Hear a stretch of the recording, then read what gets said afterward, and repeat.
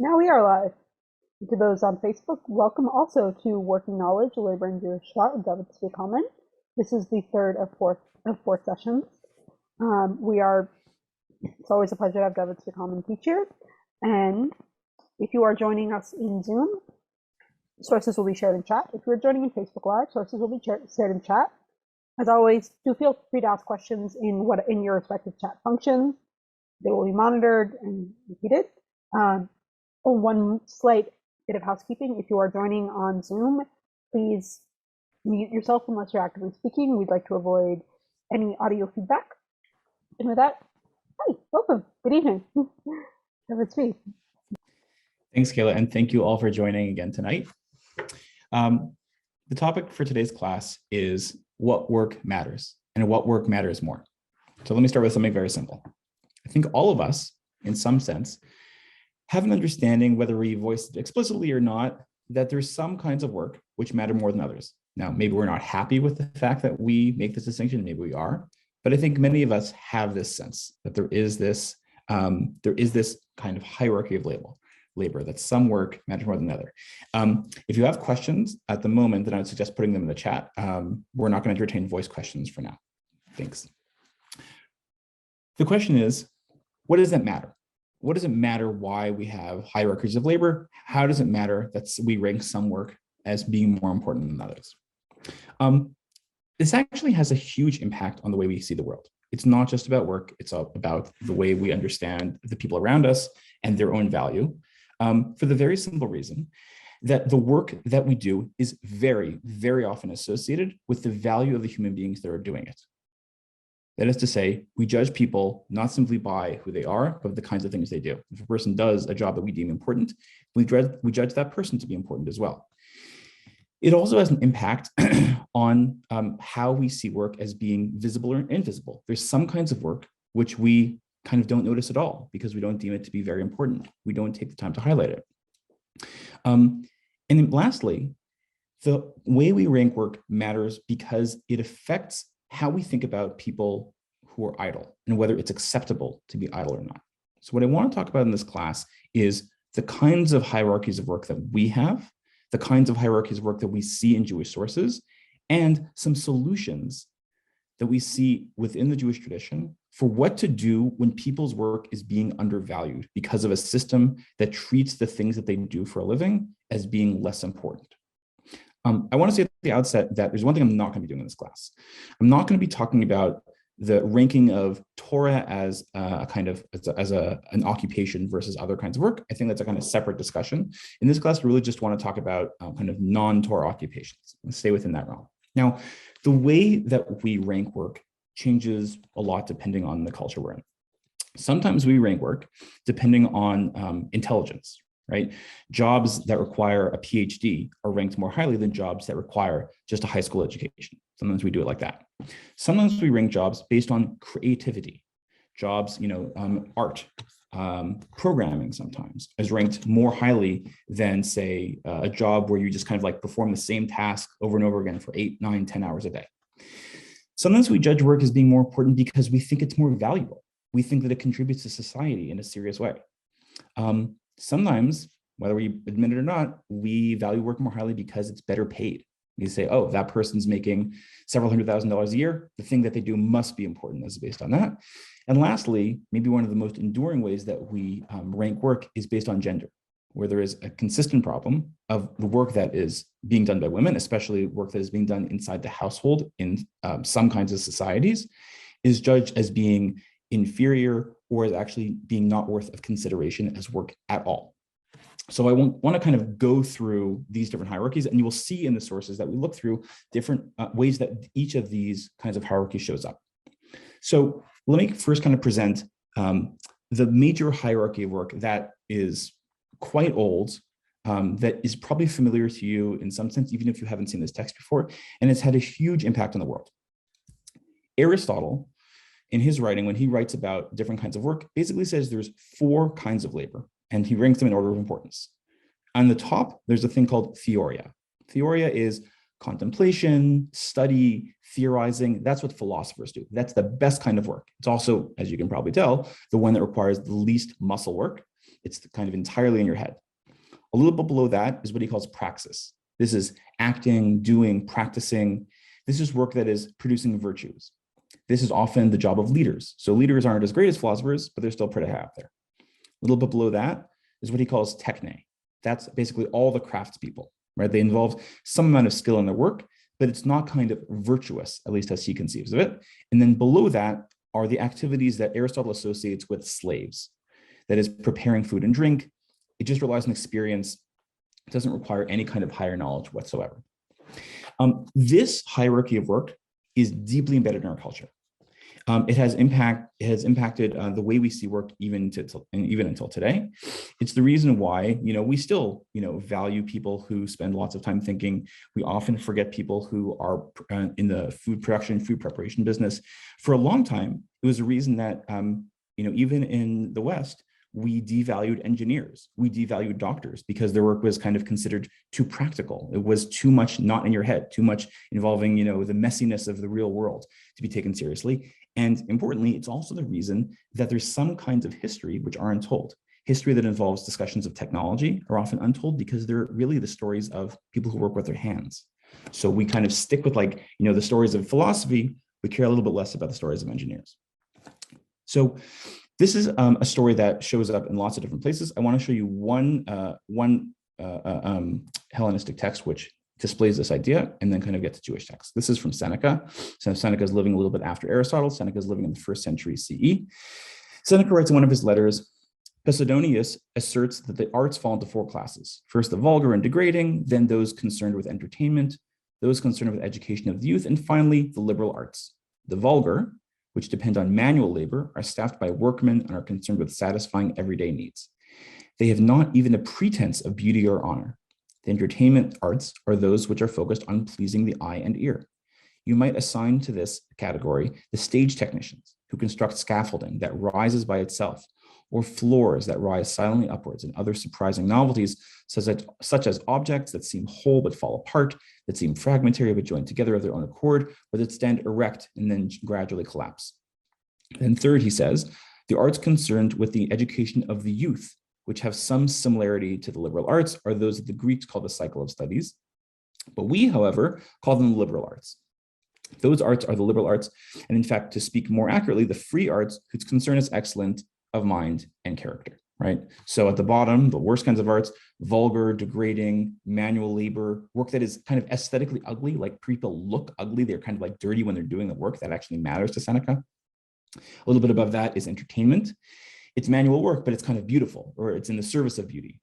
Then there's education. And then at the top, there's kind of, there's mind and character work. So these are very influential. You see this as well in some Jewish sources. There is a kind of similar, not exactly identical, but a similar kind of structure for ranking work in a number of Jewish sources. So the first one I want to show you is from Bavli and Yevamot. Rabbi Eliezer says, no occupation is lowlier than working the land. The worst thing you can do is be a farmer. As it says, people, it just says vayardu, right? The people in other professions shall come down. That is like literally they descend to be in the level of farmers, and they stand upon the land.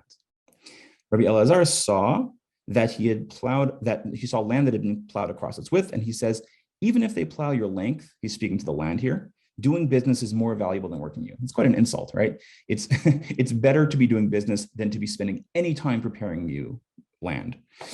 Rav entered a field and said something similar. He saw sheaves waving and he said, you can wave if you want, but doing business is more valuable than working you. And then Rava said, someone with 100 zuzim in a business can eat meat and wine all day, but 100 zuzim in a field yields only salt and vegetables. Moreover, it causes him to lie on the ground and instigate arguments. So for a number of reasons, it's better to be in business than it is to be a farmer. This again kind of goes to something which we talked about in the first class about how the rabbis kind of conceive of themselves as craftspeople more than they do as being agriculturalists. But you see here, they're actually looking down on agricultural work, right? It's less valuable. It's literally less valuable, meaning like you make less money doing it. Your time is less well spent doing it.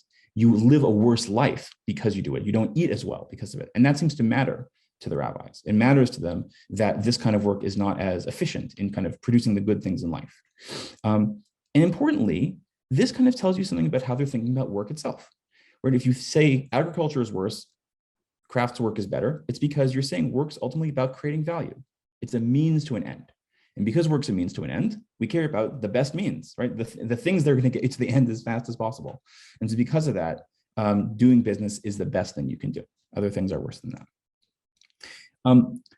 But this extends also to non-agricultural work. Okay, so let's stipulate that the worst thing you can be is a farmer. But what comes above that? What's beyond that? Beyond that is the rabbi saying that actually, even within non-agricultural work, there's further divisions. So in Bavli and Kiddushin, it says, Tanu Rabbanan, Kol sha'asakav im hanashim soru ra. Anybody whose business dealings are with women has bad character. Full stop. Now, just kind of, I want to kind of leave aside whether you think that is correct or incorrect. I want to just treat this for a moment as the rabbi is expressing that work should be judged based on its kind of virtues, the kinds of person that it makes you into. So this is the rabbi saying that there's kinds of work which kind of put you in situations which are less than appropriate or less than good. This is the way the rabbis are thinking about this. So some kinds of work kind of lead you into compromising situations, as the rabbis understand it. And so they give some examples of this. They say, Kagon, Hatsorfim, Vasarikim, Vahanikorod, Vaharochlim, Vahagardiim, Vasaparim, Vakovsim, Vagravaban, Vahaborski. So smiths, people who comb flax, chiselers, people who peddle things, weavers, barbers, launderers, bloodletters, bathhouse attendants, tanners. All these professions involve men being too much in contact with women. The rabbis think that's a problem, and therefore these professions categorically are worse than other kinds of professions. And not just that, this has an impact on their lives. So let's say one of these people is in line to be a future king or to be a future Kohen Gadol. Being in this line of work actually excludes them from those, right? It says, "In ma'amidim mehem lo melech v'lo Kohen Gadol." You literally cannot be a leader of the Jewish people, either ritually or politically, if you had one of these jobs prior, because it is corrupting in some way. Ma'atama lo mishum depsile el mishum dazil umanatau. It's not because they're disqualified, but because the occupations themselves are somewhat demeaning. Okay, so already we have another sense that there is, even within non-agricultural work, ways in which some work is kind of less virtuous or produces people who are less virtuous, and therefore it should be avoided if at all possible. But okay, so then what kind of work should you do? Darash bar kapara, and this last sentence shows up in more than one place in the Talmud. Bar kapara says, "Le'olam yilamed adam et beno umanot nikiya v'kala." A person should always teach their kid work that is kind of clean and simple or easy. What's an example of this? Mahi, Amar Rav Yehuda. Oh, I'm sorry, I forgot the last few words here. But he says fine stitching. Fine stitching is the kind of work that you should be doing. Embroidery, something along those lines. Kind of work that is kind of quiet, work that I think, as I understand it, doesn't involve a lot of exposure to kind of clients. It's work that you kind of do quietly by yourself. That is the best kind of work. It's relatively simple work to do. So the rabbis understand that, again, here, there is this sense of work as being a means to an end. But because it's a means to an end, you're not just trying to maximize profit, you're also trying to maximize profit while kind of preserving your character at the same time. These seem to be the two things that you're trying to do. Okay, so we've established there's a hierarchy of agricultural work beneath other kinds of work, and there is also even within artisanal work, there is better and worse kinds of work within that category. I see in the comments, right, some people saying, right, Yitzchak was a farmer, Haman was a barber, right? So this is not. I would say, like, with these sources, it is difficult to talk about all periods of Jewish history. One thing that's clear here is the rabbis are talking about a specific kind of economy. They're responding to that kind of economy, right? So Yitzchak's task as a barber looks a little bit different. Now, John, you're asking about what about women? We believe the Mishnah students are generally weavers. Okay, we're about to get to women, which I think is the most interesting and in some ways the most problematic example of this period. So this is all so far speaking pretty explicitly within work that in the rabbi's time is associated with men. In fact, we know that because we're worried about men encountering women in their occupations. But there's also an understanding of women's work as well, and understanding specifically that that women, married women, have responsibilities to work within the context of marriage. And there's an interesting discussion in the Mishnah about what that obligation looks like, and more importantly, whether that's kind of an essential part of being married, that you have to do those jobs, or whether you can actually pass it off to other people if you have the means to do so. This is in source number 5. Mishnah Ketuvot says, these are the kind of the actions, these are the kinds of works that a woman must perform for her husband. Tochenet ve'ofa, mechabeset, mevashelet minikat bana, mitzat lo hamita ve'oseh betzemer. And so she has to grind flour, she has to bake, do laundry, cook, nurse a child, make the bed for him, and spin thread. Now, what if she has means? What if she enters the marriage with some amount of money and she's able to kind of basically contract that work out? So it says, if she enters the marriage bringing one maidservant with her, then she is excluded from grinding, from baking, and also from laundry. Okay, what if she brings more people into the marriage? Shtaim, if she brings 2 maidservants into the marriage, okay, doesn't have to cook anymore. She actually doesn't have to nurse anymore. Shlosh, what if she brings 3 maidservants into the marriage? Ein metzat lo hamita, vein oseh betzemer. Then she doesn't have to make the bed, and she doesn't even have to spin thread. What if she brings 4 people into the marriage? Yoshevet bekatedra. Then she can kind of just sit in a chair, she doesn't have to do anything. So in this part of the Mishnah, the rabbis say, well, she has to do this work. This is kind of an understanding of what her responsibility is within the context of the marriage. It doesn't give her a choice in it, but she can kind of pass it off onto other people if she has the means to do so. But importantly, Rabbi Eliezer comes along and says, it actually doesn't work like that at all. Rabbi Eliezer Omer, afilu hechnisa lo mea shvachot, even if she brings 100 maidservants into this marriage, kofa la'asot betzemer, then she must still spin thread. She still has to do something. She can never be entirely excluded from this kind of work. Shahabatala meviat lidei zima. Why? Because idleness leads to licentiousness. That we're worried that actually just being idle will corrupt her character. And then Rabbi Shimon ben Gamliel kind of comes along and says something similar. Rabbi Shimon ben Gamliel, Omer, af hamadirat ishto melasot melacha. If a husband actually makes a vow that his wife does not have to do any work, because in the Mishnah's understanding, a husband is allowed to make vows for his wife along these lines. If he says that she doesn't have to do any work, it actually ends the marriage. Yotziv yutain ketubah. He has to give her a ketubah, and the marriage is ended. Shahabatala mevia lidei shi'amum, because idleness brings about literally idiocy of some kind, right? And it makes her feeble-minded in some way. The list of things that I find problematic about this Mishnah is quite long. I want to start with the fact that nowhere in this Mishnah is there any suggestion that she could be doing something else with her time, right? It's like, oh, well, if she's not doing this work, then what is she going to be doing? Learning Torah? So first of all, there is that. There is nowhere a sense that that reducing your work allows you to pursue the kind of mental activities, the kind of spiritual or intellectual activities that rabbis speak all the time about wanting to pursue and think about intention with the work that they have to do. That is not being considered whatsoever. Beyond that, I think what also I find problematic here is that Rabbi Eliezer says, basically, it is problematic for women to be idle at all. That it's important for them to be doing work, even if they have the means to not do that work, because as a mode of living, it's a way of preserving character. So the work there is a way to kind of preserve a certain character, to prevent a kind of corruption of this person, and so the work has to be done no matter what. Now, on the face of it, it seems like between these two, even if you say that there is something reasonable about women going into the marriage with this specific list of responsibilities, which obviously we can contest as well, I think we would want to say, well, certainly we wouldn't follow Rabbi Eliezer. Certainly we wouldn't say that a woman has to do work no matter what because it's an important part of being a wife. The problem is that actually Rabbi Eliezer's position, in a certain way, wins out not just in the times of the Mishnah, but wins out in American society as well. And here I want to just give you an example of this from a really famous work of technological history by Ruth Cohen from the 80s. Ruth Cohen wrote a book called More Work for Mother.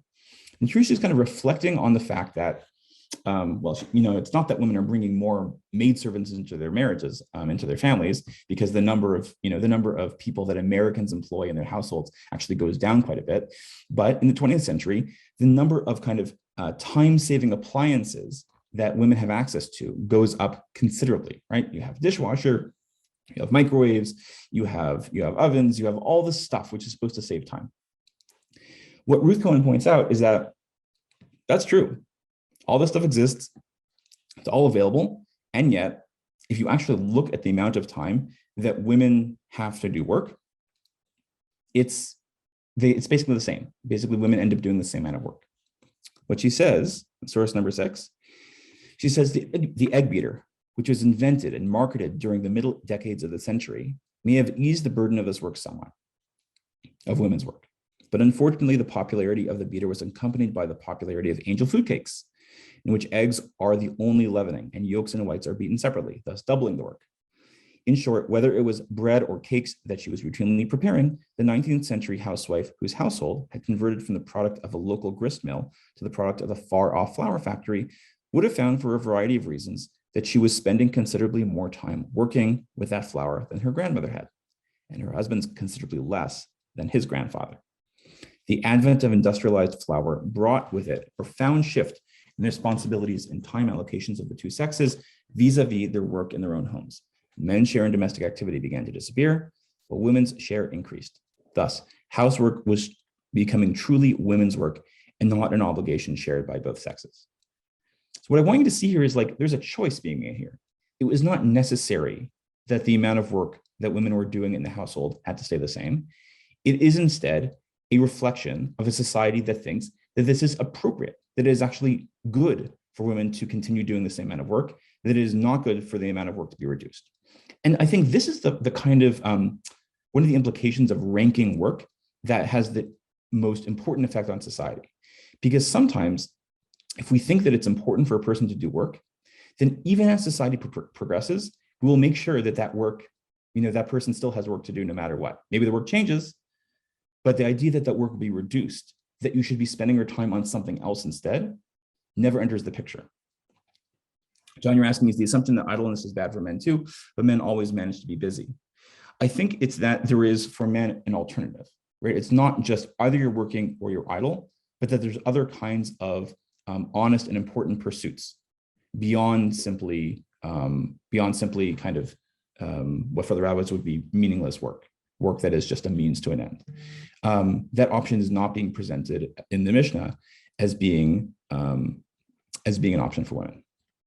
Okay, so you have all these examples of ways in which hierarchies of work are presented. Now, what happens when you create hierarchies of work like this? Well, one thing we already saw is that it means that some people get stuck with doing work no matter what.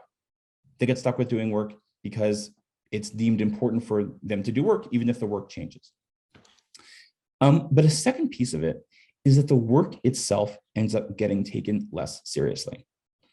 And for this, I want to show you, I love teaching with pictures. I haven't had a chance to teach with pictures so far in this course.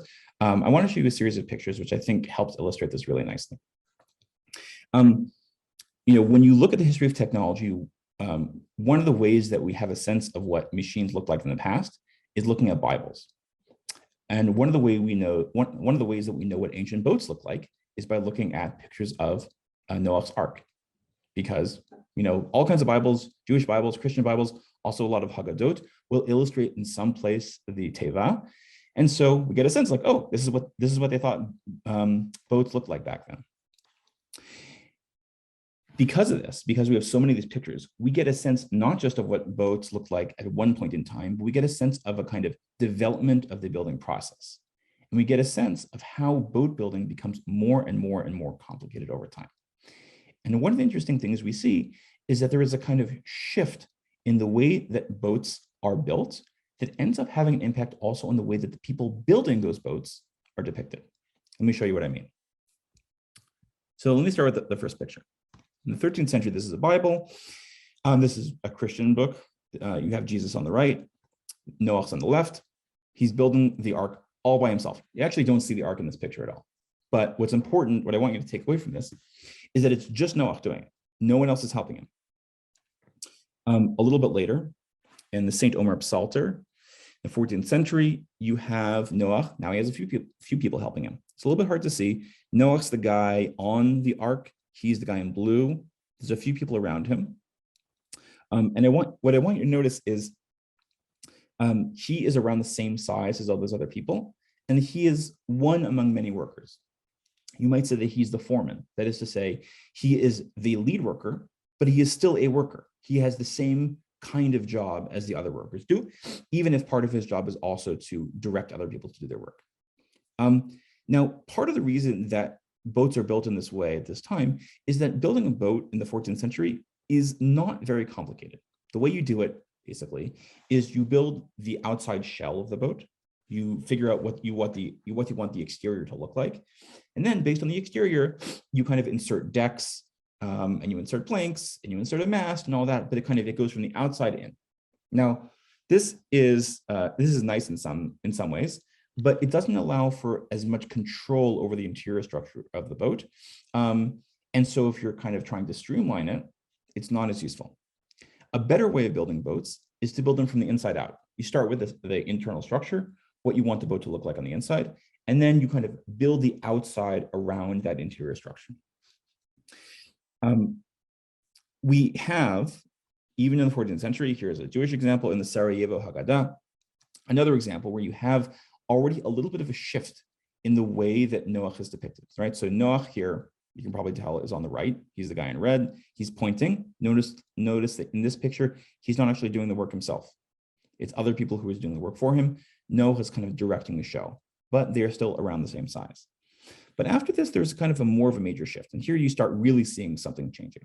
Raphael, in his 16th century depiction of building the ark, you see that Noach is the only one in the picture who's wearing clothes. And you see that the other people are kind of are depicted in a way that suggests there is a kind of status difference between them, right? They're unclothed. You don't even see all of their faces. Noach is there just kind of directing the work, telling people what to do.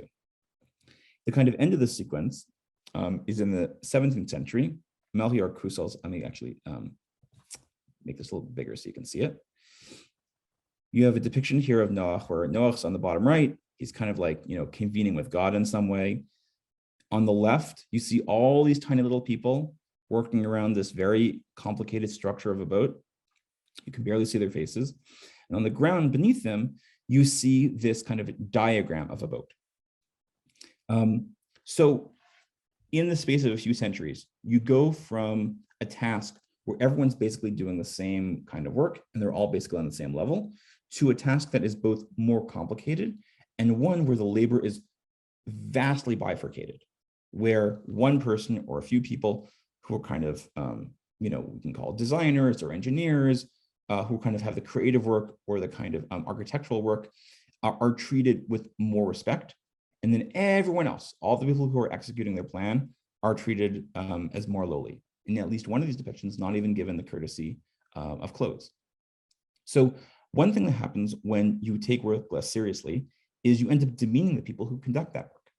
You end up in a situation where the people who are kind of executing a plan are treated as kind of like being an afterthought, like, oh yeah, of course someone's going to do that. But the important work, the really important work, was being done by the person who had the idea in their head for how to execute it in the first place. But I want to take it a step further. It's not just that the work is demeaned. It's not just that the work is treated as lowly. It is also that the work is often made invisible. So in this picture, in source number 11, the people building the boat are not yet invisible. You can see them, you can't see their faces, but you can see that some people are kind of helping out, trying to build this boat. But this changes. And I think the most powerful example of this, an example which is kind of so pervasive in society today that we don't even think about it, has to do with buttons. Think about the buttons in your life for a second. Think about what buttons do. Buttons or switches, any kind of simple device that kind of moves an electrical current. Think about why buttons exist. Buttons exist in a basic sense to hide labor, to hide work. Buttons exist because companies, people want to live in a world in which much of the work that they are doing or that they are directing is hidden from them. Now, sometimes that work is being done by people. Sometimes that work is being done by machines or by wires, right? Like when you flip a switch in your house and the switch connects a circuit, which then brings electricity in from a power plant far away. Like a lot of that work is being done by machines, by infrastructure that's been set up in advance. And some of that work is being done by human beings. But one of the important things that buttons do is because the work is hidden, you actually can't tell anymore. You can't tell anymore whether it's a human being or a machine on the other end of the thing. And so there's a way in which society, when it gets to a certain point of bifurcation between the work being done by some people and the work being done by the majority, when it gets to a certain point, we also have mechanisms that allow us to actually hide from ourselves the work that most people are doing for us.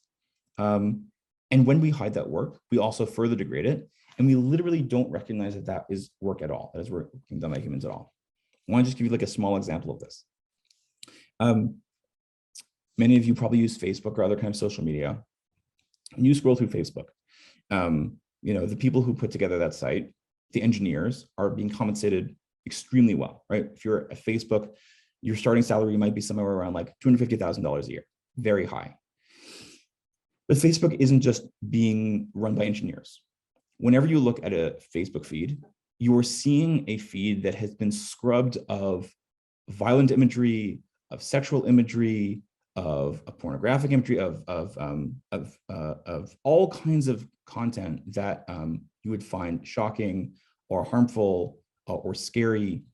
And that work is being done by literally an army of people who are employed by Facebook through contractors to basically moderate the site. That work is no less necessary, is no less important, but those people are compensated literally around a tenth the amount. Those are kind of the people in the category of workers who like have to fight to get bathroom breaks, fight just to be able to have enough time out of their day to be able to use the bathroom. There's a way in which the work is bifurcated, and because those workers are less visible, it's much harder for us. It's much easier for us to ignore them and to ignore the kinds of things that they do. This is a long-standing problem. So given that this is the case, given that hierarchies of labor can cause these major, major problems in the way that we value people, whether we even are aware that people are doing work at all, how do we solve this? How do you get out of this problem? Because like, it's not a problem that goes away, and it's a problem that's very, very well entrenched in society. I want to suggest 4 possible solutions, and I think they're useful in different contexts. Not all, they're not always applicable, but I think each of them has its own place. The first is to recognize work as not just being a means to an end, but also at some points in time as connecting people to God, and as being in some ways a kind of product or an emanation of God's self. A couple classes ago, we talked about how this source about how God made the first tongs seems to suggest that God is enabling all human work, that God is responsible for craftsmanship, and that God kind of takes the first step so that human beings can then do their own craft work later on. Well, if you take that idea a little bit further, you can suggest whenever human beings are doing work, they are in some sense carrying out something divine. I want to show you a text that seems to suggest that really impressively. The text we skipped a little bit earlier. Actually, before I show you the text, I just want to set it up because it's really kind of mind-blowing text. In the 20th century and the 21st century, the golem has become an extremely popular, I don't even know what to call it, not quite a metaphor, but a symbol. It's used in all kinds of contexts. The way that the golem is used in the last 100 years bears shockingly little resemblance to the way that the golem is originally conceived in the Middle Ages, which seems to be the time when the original golem idea comes about. What is the golem originally? The Hasidei Ashkenaz, living in France, living in Germany in the 12th and 13th centuries, have this very powerful idea that human work and divine work are kind of similar. And that one of the things that God gives human beings is the ability to emulate God. And what's the way that you can most dramatically emulate God? It's by making more people. It's by actually literally making more people. And the Hasidic Ashkenaz, at least in some of their texts, suggest, yep, people can do that. Human beings totally have the capacity to do the thing that was kind of like the most impressive thing that God did in the world, to make human beings. Human beings can actually make more human beings. Now, we don't know if they mean this literally or if they mean this as a kind of spiritual exercise, but they certainly describe in a number of texts the ways that it's possible to make a golem. And by making a golem, they're saying making a replica of a human being. And we know that because the word golem, when the word golem originally appears, doesn't refer to some kind of like animated stone sculpture. It refers to human beings. A golem in the Talmud is just a human being that has not had God's spirit entered into its body yet. That's what a golem is originally. And so the Hasidic Ashkenaz basically say humans can do that too.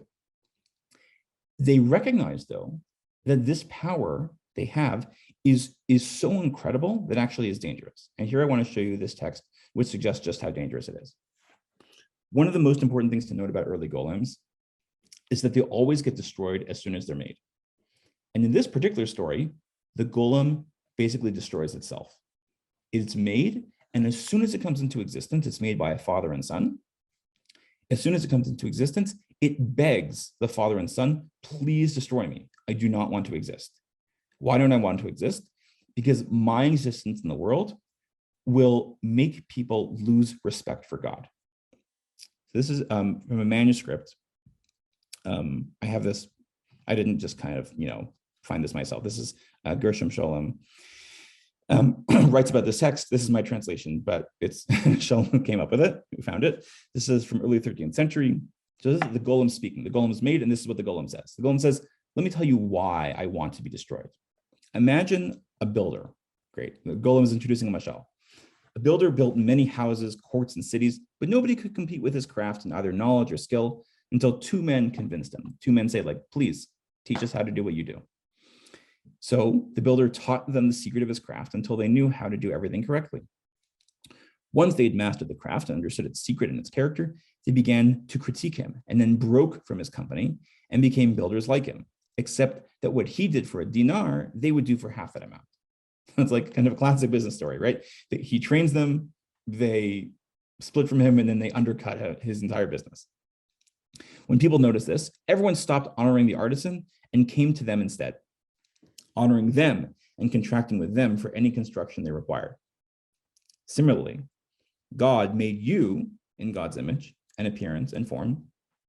But now that you are creating a man as God did, people will say, there is no God in the world but these two.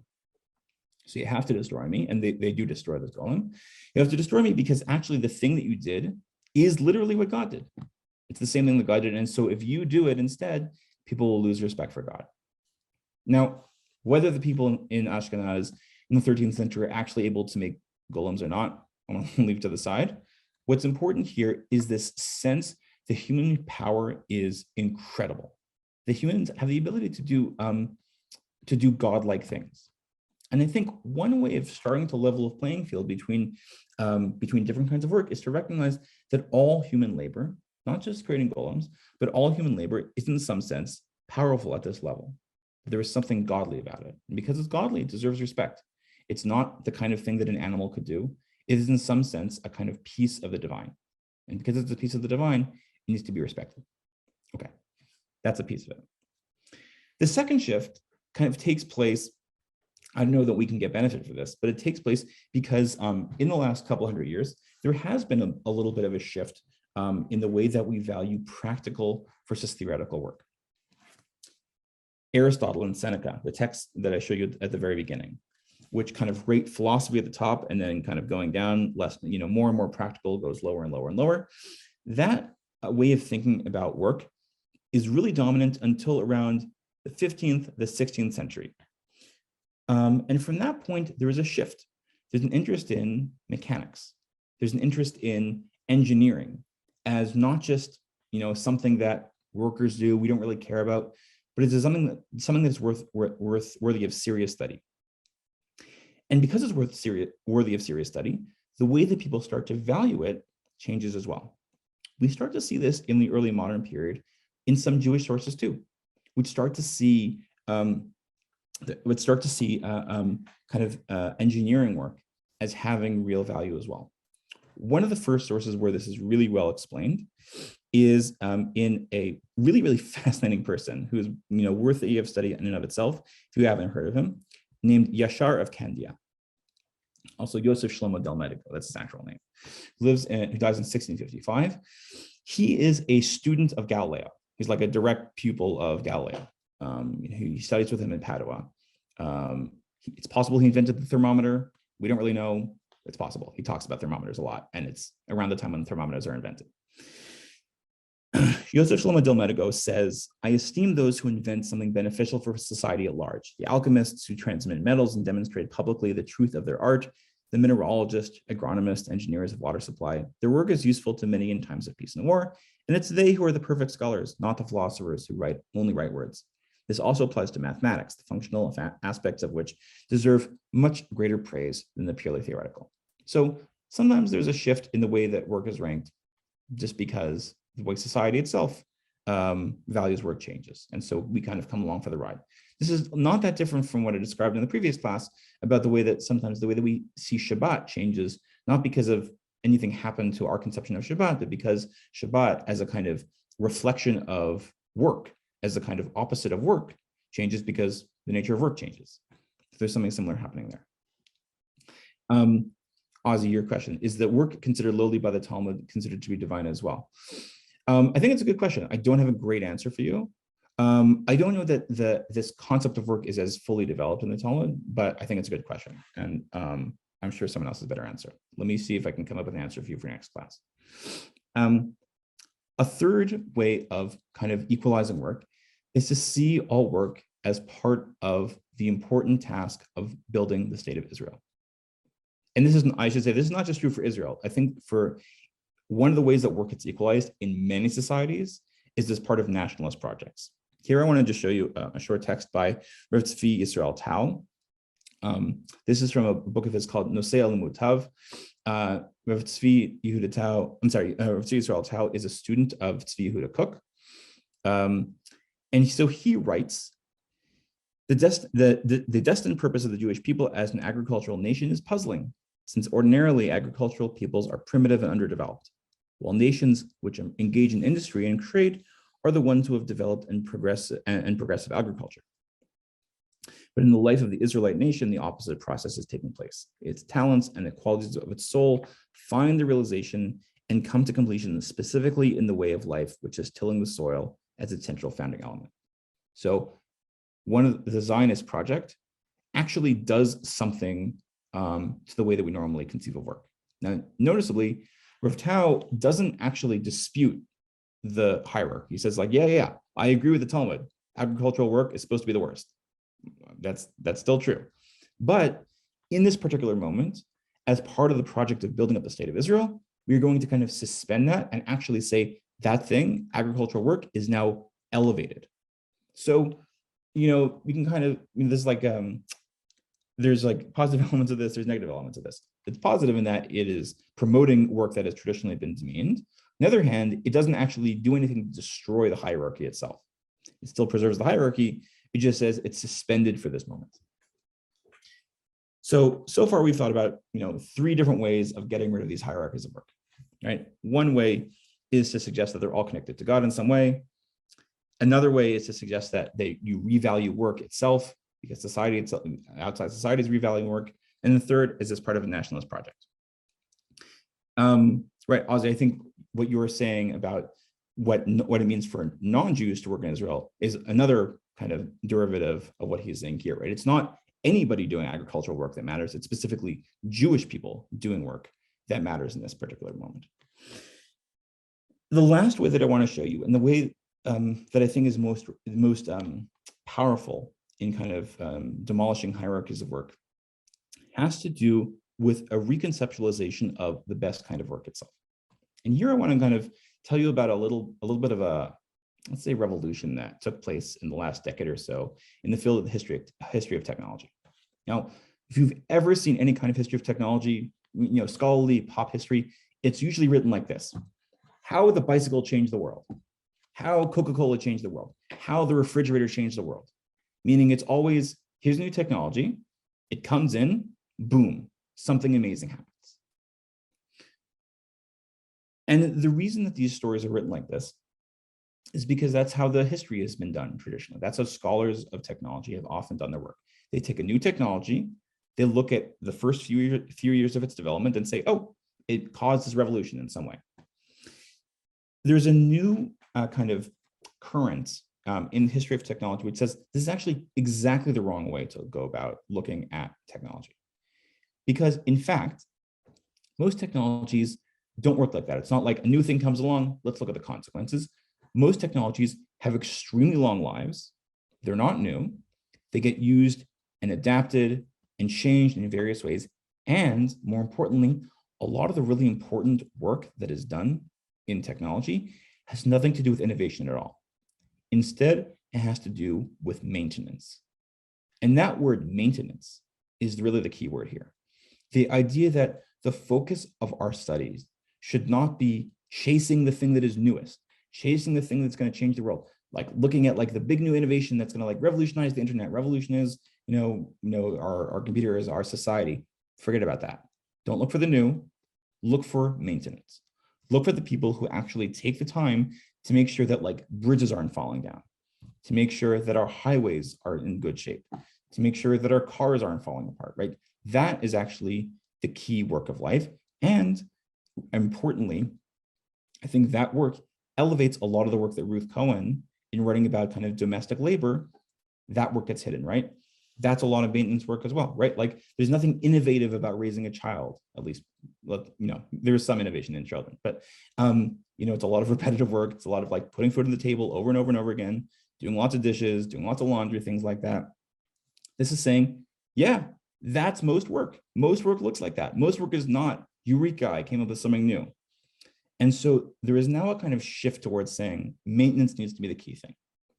I want to suggest that within Jewish sources, this idea of maintenance being like a kind of key element of work has always been there. And I think it's expressed most powerfully in Mishnah Avot, in a couple of Mishnah, which probably you've seen before. This is from the first parak of Pirkei Avot. Shimon HaTzadik haya yarei k'nesa gadola, hu haya omer al shlosha dvarim ha'olam hamed, al Torah v'al avodah v'al gmil chasadim. And so Shimon HaTzadik says the world stands on three things: on Torah, on service, and on acts of loving kindness, piety, however you want to translate gmil chasadim. Then at the end of that same parak, Rabbi Shimon ben Gamliel omer, the world also stands on three things, but they're different things. Al shlosha dvarim ha'olam hamed, al hadin v'al hamet v'al hashalom. On judgment, on truth, and on peace. Shnamar emet u'mishpat shalom shivtu b'sharechem. Importantly here, there is a sense that the world stands not on kind of people chasing the newest thing. The world stands on the kind of continuation of certain principles, certain activities that happen day in and day out. And as long as those things happen, society continues to function. But this notion of the world as kind of like requiring constant work, I find very powerful as a notion of maintenance, as a notion that the world requires constant maintenance, that maintenance work is actually key to the world's continued existence. There's something very equalizing about that. And I think that as we think about how work is valued, it's useful to think about this, to think about what are the people in our lives, who are the people in our lives without whom our world could not stand, without whom we wouldn't be able to live our normal lives. Those people deserve more recognition, and I think those people deserve to be lifted up. And I think as soon as we focus on those people, we will find that most people are actually in that category. Most people are in the category of the people whose work needs to continue to exist, needs to continue otherwise our worlds fall apart. Most people are in that category. So hierarchies of labor are very, very hard to eliminate, but I think there are a good number of tools in our toolbox, especially the tool of maintenance and focusing on the value of maintenance that allow us to subvert them and create a more equal playing field. So let me stop there and ask if there's any questions. I believe, who was it? I believe Mark Phillips, you had a hand up at some point during class. You still, is that question still in your mind?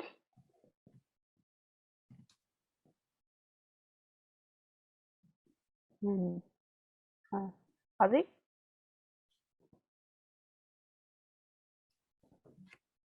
Yeah, there's a concept of work as a means to an end, as opposed to an end in and of itself.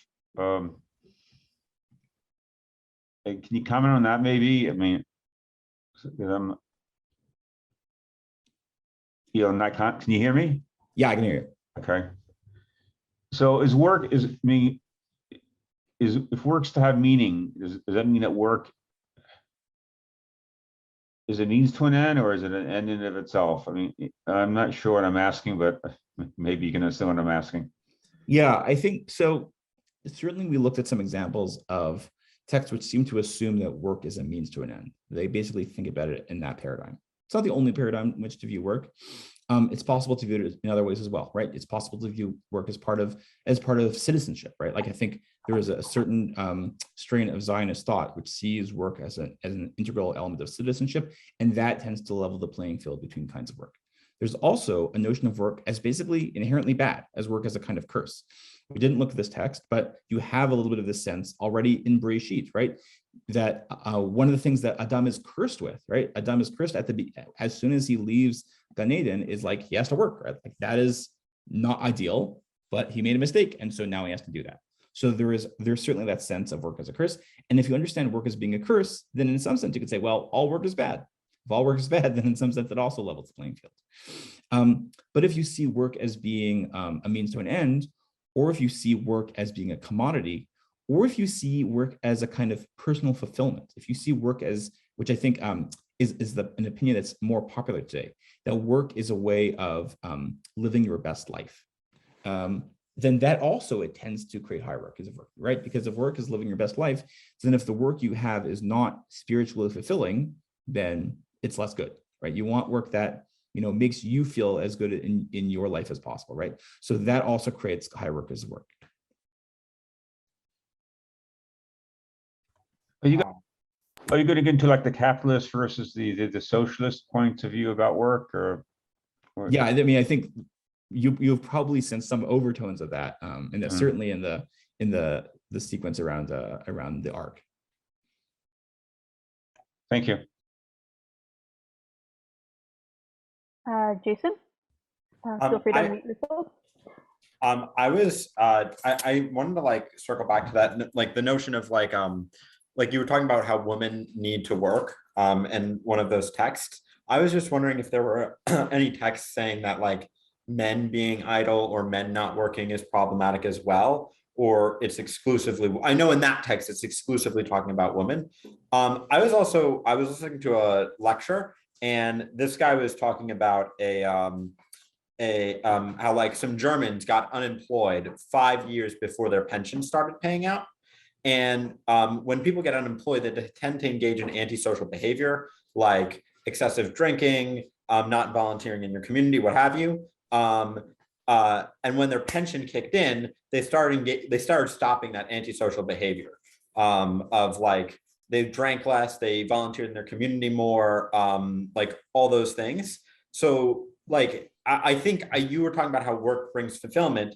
Have we created a class of people, specifically retirees, who don't feel unfulfilled without work? And is that a new phenomenon? Is that something that you think is consistent with the Jewish tradition?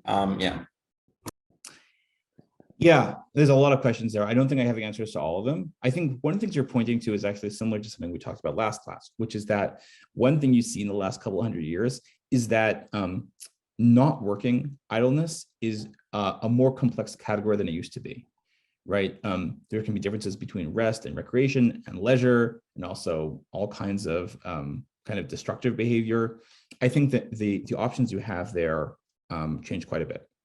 There is also the phenomena of people living much longer, and living healthy, relatively healthy lives past the age when they have retired. And so that also creates this kind of, not entirely new, but I think more urgent question around what is life supposed to look like then? Which I think is a question which a lot of people who are of that age ask. So I think those are big pieces of it.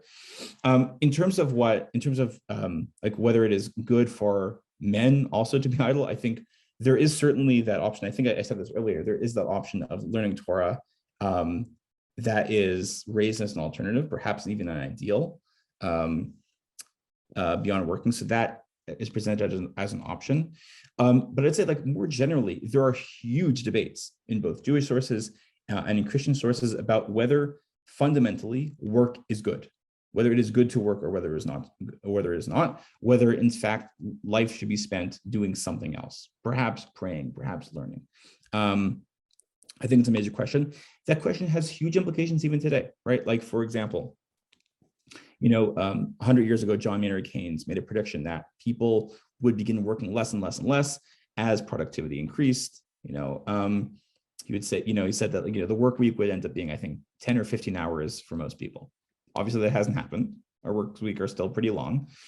Part of the reason for that, at least there is an argument that part of the reason for that is because we actually want it to be like that. We actually want, or at least some people in our society think that it is good for work to continue to take up the majority of our days. And so we have engineering society in which that continues to be the case. So that's a major question. And the question of whether work is important to do or not continues to be useful. So I think that question, I think actually a lot of the questions that I'm hearing here and also in the last couple of classes are making me think that it might be worth spending the last session talking a little bit more about Torah versus other kinds of work, because it seems like that's an area of a lot of interest. And so maybe we'll spend a little more time in the last class talking about that. All right. That does sound like a very promising topic. And if people are interested, and may I make a shameless plug? There is a class that recently started with Dr. Sarah Ziegler on the topic of domestic work. So if that source particularly interested you and you might want to see that more in depth, Dr. Ziegler's class is on Sundays from 8 to 9, and you can catch it on the first class with the recording. All right. And to anyone who has questions in chat, we have a few more minutes. We have time, and if not, please feel comfortable sending it by email. I will make sure that it gets to Zvi. Feel free to speak up.